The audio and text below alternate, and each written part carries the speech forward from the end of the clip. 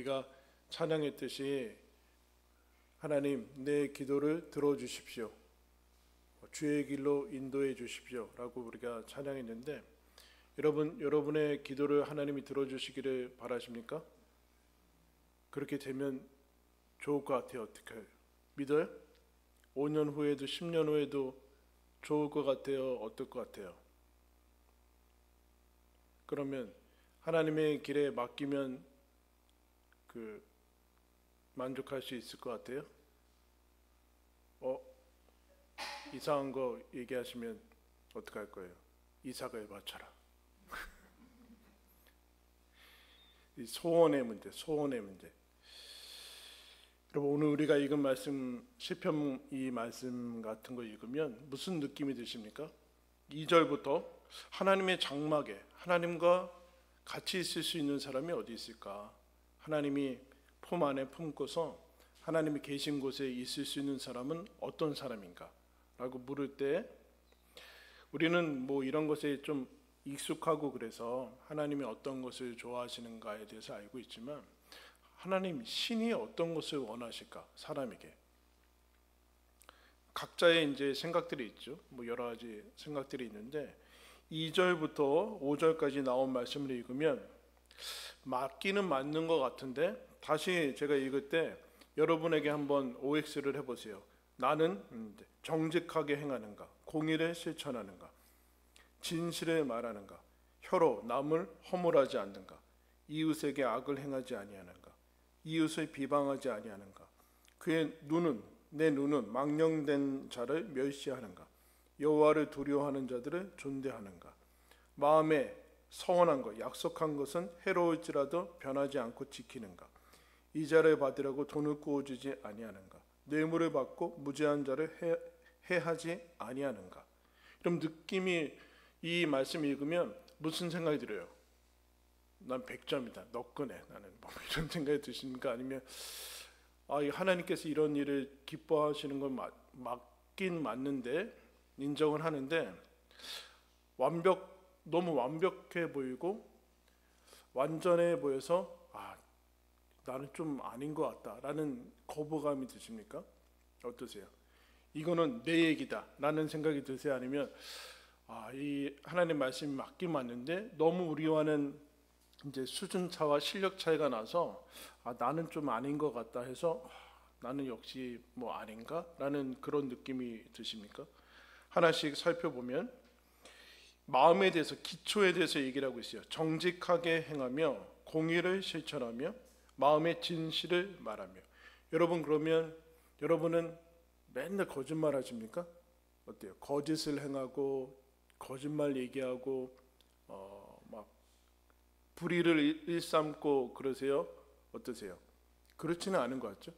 우리는 이 중간에 아주 강한 것 같아요. 중간에. 이것도 아닌 것 같은데 저 반대편도 아닌 것 같고, 마음에 대해서 얘기하고 기초에 대해서 얘기를 하고 있습니다. 긍정적으로 나가고 있는데 내 마음이 어떤 상태인가, 내 마음이 정직하고 진실이 된 상태인가 라는 것을 나타내는 중요한 모습은 3절에 그의 혀로 남을 허물하지 아니하고 그의 이웃을 비방하지 아니하고, 4절에서도 서원은 말로 하는 거죠. 여러분, 약속한 것은 변하지 아니하니, 말에 대해서 얘기를 하고 있어요. 특별히 이웃에게, 남에 대해서 어떻게 대하는가가 하나님이 평가하시는 기준 중에 중요한 것이 나와 있습니다. 마음이 말로 표현이 되죠. 여러분, 마음이 말로 표현이 되는데 우리는 이것을 그대로 드러내기가 어려운 때가 있어요. 그래서 야고보 사도가 얘기했지만 혀를 길들이는 사람은 그야말로 성자다, 그렇게 얘기를 하고 있습니다. 악한 것, 악한 생각들, 분노가 있을 때 이것을 참고 입에 침묵할 수 있는 것은 영적인 중요한 훈련 중에 하나죠. 그런데 이것이 우리는 좋은 것은 말하지 않고 말하지 않아도 알 거다라는 생각을 하고 말하지 않고 이제 좀 쓴 감정들이 있을 때는 그걸 참지 못하고 그대로 내뱉고 언젠가는 뱉게 돼 있어요. 그건 오래 참는 게 아니죠, 여러분. 차라리 오래 참지 말고 얘기해. 한꺼번에 터뜨리지 말고. 이렇게 되는 건데, 허물과 비방하고 서원을 지키는 것, 이 말과 혀를 다스릴 수 있는 사람이 대해서 얘기를 하고 있어요. 별거 아닌 것 같잖아요, 여러분.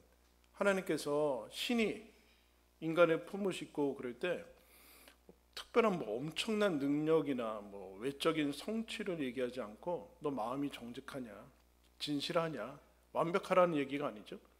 잘못했을 때는 잘못했다고 그러느냐. 그리고 말에 대해서, 남에 대해서, 이웃에 대해서 어떻게 대하느냐라는 것을 묻고 있습니다. 그리고 혀로 인해서 말, 그 다음에 눈에 대해서 얘기하는데 4절, 그의 눈은 망령된 자를 멸시하고 여호와를 두려워하는 자들을 존대한다라는 얘기는 누구를 뭐 혐오하고 멸시하라는 그런 얘기가 아니라 분별력이 있냐라는 거예요. 하나님이 싫어하는 것은 본인도 싫어하고 하나님이 좋아하는 것은 본인도 좋아하는 하나님의 뜻을 가지고 세상을 볼 수 있는 분별력이 있냐라는 거예요. 분별력이. 즉 하나님과 같은 편이냐라는 거예요. 하나님의 뜻을 가지고 있을 때만이 여러분 하나님의 뜻을 벗어나는 것을 안 좋게 볼 수 있고, 하나님이 뜻을 가지고 있을 때만이 하나님이 기뻐하시는 것에 대해서 거기도 긍정할 수 있는 것인데, 그런 분별력, 눈이 있냐라는 것이고, 아까 서원한 거, 하나님께 약속한 것은 나중에 상황이 바뀌잖아요, 여러분. 요새는 그렇지는 않은 것 같아요. 우리 선배들, 우리 부모님들 세대 때 그 신앙생활 하신 분들은 서원 기도라는 걸 좀 많이 했던 것 같아요. 여러분들은 하셨습니까? 하나님 이번만 들어주시면 제 아들을 신학교로 바치겠습니다. 아니 본인 의사는 왜 안 먹고 왜 본인 거를 걸어야지 왜 자녀 거를 걸어요? 그런 거를 많이 했던 것 같아요. 그래서 저도 신학교 왔을 때 그래서 오신 분들 꽤 있어요. 엄마가 바쳐서 어쩔 수 없이 왔다. 돌아서 아니다 막 터지다가 왔다 뭐 그런 분들이 있는데 하나님이 그 마음을 받으신 거죠. 근데 여러분 왜 소원을 바꿀까요? 마음이 바뀌잖아요. 상황이 바뀌면 마음이 바뀌고 갑자기 아깝다라는 생각이 들고, 여기에 아주 모범적인 사람이 누굽니까? 사무엘이죠. 그래서 바친 사람도 사무엘이 많아요. 엄마가 이거를 우리나라 말로 줄여야 되잖아요. 그 삼열, 김삼열, 이건 다 사무엘이에요. 이삼열.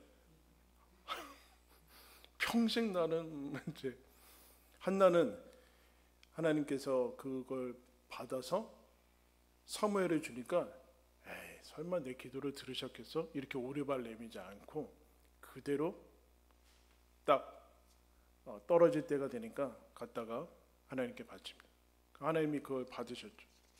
그렇지 않 그것을 지키는, 즉 신실한, 자기의 말을 지키는 사람이냐라는 신실한 사람이냐라고 묻고 있고, 마음에서 시작해서 말이 어떤 사람, 그 혀가 어떤 사람이냐, 그리고 눈은 어떤 눈을 가지고 있느냐, 그리고 마지막 절에 이자를 받으려고 돈을 꾸어주지 말라라는 것은 이스라엘 역사의 구약의 율법으로 나와 있는데, 즉 너희 형제에게 고리대금 그거 하지 말아라. 어려워서 도와주는 한이 있을지라도 이자를 위해서 도와줄 그 돈을 꾸어주지는 목적이 바뀐 거죠. 도와주려고 하는 거와 고리대금을 해서 이제 돈을 벌려고 하는 것은 이미 너는 그 사람을 형제로 보고 있지 않은 거 아니냐. 지금 일어나는 무슨 대출이나 그런 얘기를 하는 것이 아니라 사람 관계 속에서 어떤 것이 더 중요한 것이, 너는 사람이 중요해서 지금 돈을 빌려주는 거냐, 아니면 돈을 위해서 사람을 이용하는 거냐, 가치의 문제에 대해서 묻고 있죠. 그리고 뇌물을 받고 무죄한 자를 해하지 말아라.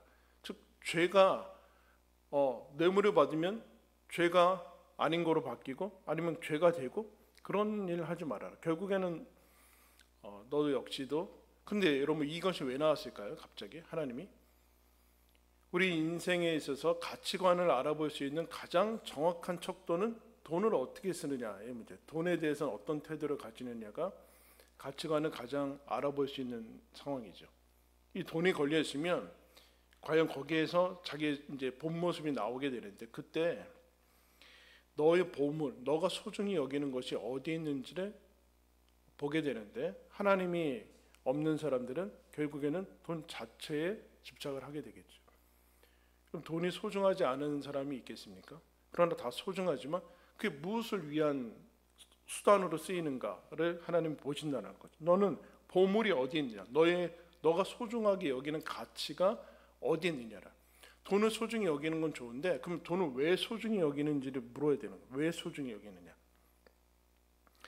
이것에 대해서 묻고 있는데 그 가치가 전도된 것, 뒤바뀐 것의 대표적인 것으로 거기 이제 뇌물과 그리고 이제 고리대금에 대해서 나와 있습니다. 너 이렇지 않은 사람이 하나님이 기뻐하시고 하나님이 품으시는 사람인데 이런 사람은 합쳐서 영원히 흔들리지 아니할 것이다 라고 얘기를 합니다. 그럼 2, 3, 4, 5절 읽으시면서 무슨 생각이 들어요? 우리의 실제 삶과는 동떨어진 느낌이 들지 않으세요? 왜요? 다 성품에 대해서 얘기하는 것이거든요. 지금 즉 돈이 된다든가 이걸 가지면 뭐 높은 자리에 간다든가 뭐 대학교에 합격하다든가 그런 요소는 하나도 없어요. 여기 그런 게 없다니까요. 지금 신문지상에 나오는 사람들은 여러분 다 이런 거에 아무런 저촉이 되지 않은 사람들이에요. 그냥 다 뭐 유능하고 얼마나 임기응변을 잘하고 그때그때 바뀌고 하는 것들이지, 여기에 뭐 능력이나 업적이나 성취나 그런 것들이 전혀 없다는 것에 대해서 우리가 하나님이 중요시 보시는 것과 세상이 중요시 여기는 것은 다르다라는 것을 인식을 먼저 해야 됩니다. 하나님이 보시는 것은 성품인데, 즉 성품이라는 것은 성격이나 이런 것이 아니라 우리를 창조하신 하나님과 연결되어 있을 때만 나오는 사람의 생명력, 풍성함인 것이죠. 하나님이 원래 우리를 인간을 만드셨는데 그 죄로 인해서 끊어진 상태에서는 이런 성품이 열매 맺을 수 없다라는 것입니다. 이런 성품이 열매 맺을 수 없고, 어디에 자기의 이 영혼과 마음이 어디와 연결이 되어 있는가, 자아에만 연결이 되어 있는가, 자기 자신하고만 연결이 되어 있으면 쉽게 우리는 이 성품에 접근할 수가 없죠. 하나님에게만 연결될 때만이 우리는 정직할 수 있어요. 성령의 열매가 그런 것이죠. 성령의 열매 중에 여러분 실생활에서 본인은 뿌듯하고 그 주변 사람들은 뿌듯할 텐데, 그런데 현대에 있어서는 그런 것이 무슨 의미가 있냐, 정직해서 무슨 의미가 있냐. 그럼 여러분 거짓돼서 무슨 의미가 있습니까? 나중에 다 그거 부정행위예요. 여러분 인생 다 산 다음에 도핑 테스트 때 다 걸려서 다 무효라니까요, 하나님이 보실 때. 그런데도 지금 당장 승리하고 빨리 가고 하는 것처럼 하나님의 뜻을 거기다 이건 하나님의 뜻이라고 뭐 우기고 내가 기도 많이 했다고 우기면서 그렇게 가는데, 결국에는 하나님은 그런 걸 전혀 보시지 않고 있다라는 성품에 대한 문제인데, 흔들리지 아니할 것이다 라는 얘기는 이 사람은 왜 흔들리지 아니할까요? 여러분 거짓말의 문제는 뭘까요? 계속 거짓말을 해야 되는 거예요. 이거 기억하기가 어렵거든요. 본인이 했던 거짓말을 다 기억할 수 있습니까? 요새는 뭐 워낙 그 장비들이 좋아가지고 무슨 말 했는지 몇 년 전 것까지 다 가져올 수 있지만, 거짓말은 거짓말로 계속 낳게 되지 않습니까? 그런데 이 사람은 흔들리지 않고 하는 이유는 무엇인가? 본인이 그때마다 임기응변할 필요가 없다라는 거죠. 임기응변할 필요가 없이 그냥 정직하면 돼요. 그때 하나님 앞에 서서 얘기를 하면 되는데, 야고보서도 이런 얘기를 합니다. 의심하는 사람들은, 하나님께 구하면서도 의심하는 사람은 받을 생각을 하지 말아라. 왜냐, 이런 사람들은 두 마음을 품어서 모든 일에 정함이 없는 자로다. 하나님께 마음을 정했으면 그냥 가야 되는데, 가서 무슨 일이 생기든 말든 가야 되는데, 그때마다 이거 선택할까? 저거 할까? 이럴까? 말까? 오늘은 하나님 말씀 들을까? 말까? 오늘 교회 갈까? 말까? 엄청 피곤한 사람을 사는데, 이런 사람은 하나님께 얻을 생각하지 말아라. 두 마음을 품었기 때문에 그렇다. 다중성이 있는 거죠. 이 사람한테 다중성, 이중성을 가지고 있는 거죠. 이중성, 더 넘어서 다중성을 가지고 있는데, 그때마다 계속 바뀌면은, 계속 조건에 따라서 계속 바뀌고 그러면 이 사람은 어떻게 신뢰할 수 있겠느냐. 그런데 하나님께서 이 사람은 요동치지 않겠다라는 얘기는 대단히 단순한 단어, 단순하다는 것은 그 아무 생각이 없다라는 것이 아니라 심플하고 아주 이제 영어로 얘기하면 플레인. 뭐 이렇게 토핑 같은 거 많이 안 들어간 사람이라는. 이 사람은 한 마음, 이미 하나님께 마음을 정한 사람이다. 즉 초점이 하나님에게 맞춰졌기 때문에 하나님에게 충성하면 된다라는 그 사람들을 얘기를 하고 있습니다. 이런 사람을 왜 흔들리지 아니하는가? 하나님이 붙드신다. 근데 여러분, 우리가 별로 2절부터 5절까지 읽으면서 뭐 그냥 좋은 것 같긴 한데 이런 사람 옆에 있으면 좋겠지만 나는 별로 좋을 것 같지는 않은 그런 느낌이 들어요. 그런데 왜 이게 나오냐면은 이런 얘기를 하는 거예요. 하나님의 장막에 설 사람은 누굽니까? 하나님의 장막에 거할 수 있는 사람은 누굽니까? 라는 것을 묻는다라는 얘기는 이런 것을 딱 합쳤을 때 1절에 너 정말 여호와의 산에 머물고 여호와의 장막에 거하기를 원하느냐? 묻는 거예요. 너 정말 주의 장막에 머무르고 싶으냐? 그러면 뒤에 무엇이 나오든 상관없다라는 얘기예요. 정직해야 되면 정직하는 거고, 손해본 거 있어도 손 지키면서 가는 것이고, 내가 이것을 억울한 일에 당해서도 복수해 버리고 싶은데 복수하지 않는 거. 왜요? 나는 여호와의 장막에 거하는 게 이 사람한테는 제일 중요한 거예요. 그 뒤에 어떤 것들이 나오더라도 그것을 지킨다라는. 즉 이런 일을 행하는 사람이라는 것은 앞에 거 다 합치면 무엇인가? 하나님을 사랑한다라는 것이죠. 하나님을 사랑하는 자. 이것을 여러분 로마서 13장에는 이렇게 표현했습니다. 남을 사랑하는 자는 율법을 다 이루었느니라. 간음하지 말라, 살인하지 말라, 도둑질하지 말라, 탐내지 말라 한 것과 그 외에 다른 계명이 있을지라도 내 이웃을 내 자신과 같이 사랑하라 하신 말씀이 그 말씀 가운데 다 들었느니라. 사랑은 이웃에게 악을 행하지 아니하나니 그러므로 사랑은 율법의 완성이니라. 그럼 율법을 다 합치면 뭐가 나온대요? 꽉 짜면은 두 글자로 사랑이 나온대요.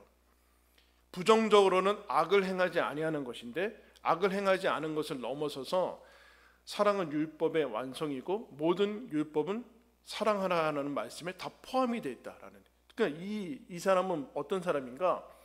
사랑하는 사람이죠. 하나님을 사랑해서 하나님 사랑과 이웃 사랑은 동일한 것이기 때문에 남을 사랑하는 사람이고 하나님을 사랑하는 사람이 하나님의 장막에 거할 수 있다. 그런데 여러분, 우리는 왜 이걸 어렵게 느껴지게 되죠? 공부하는 게 제일 어렵고 뭐 사는 게 제일 어려운 것 같은데 뭐가 제일 어려워요?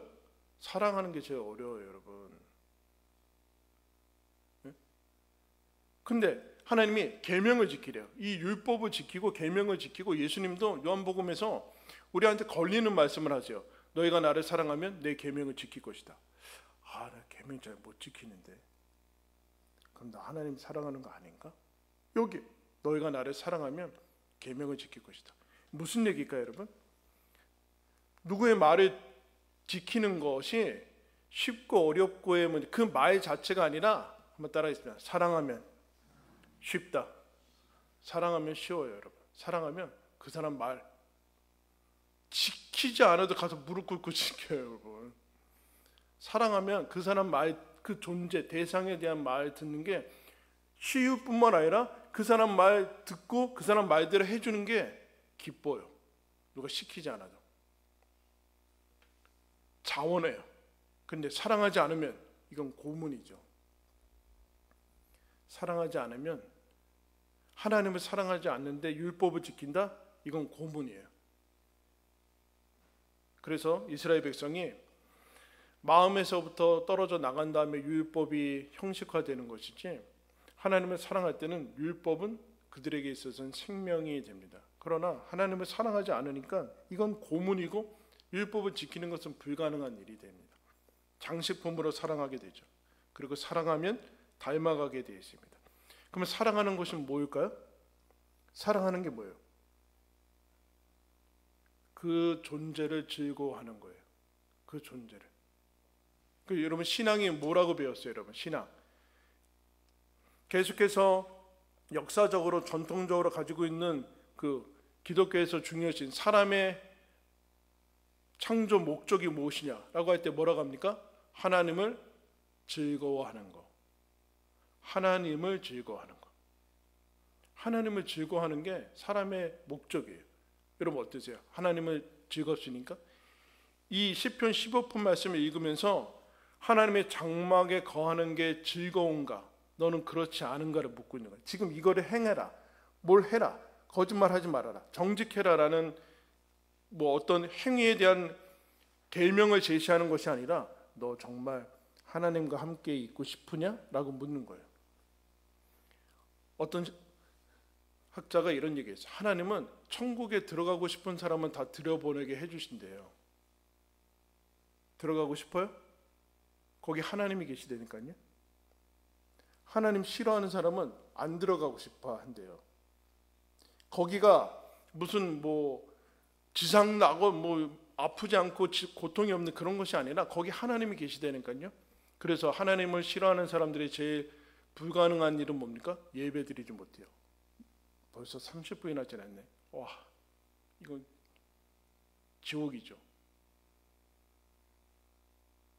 여러분은 어때요? 자원에서 수요예배 왔네요. 일주일에 한 번만으로도 족한데 또 왔어요. 수요예배는 억지로는 못 오죠. 물론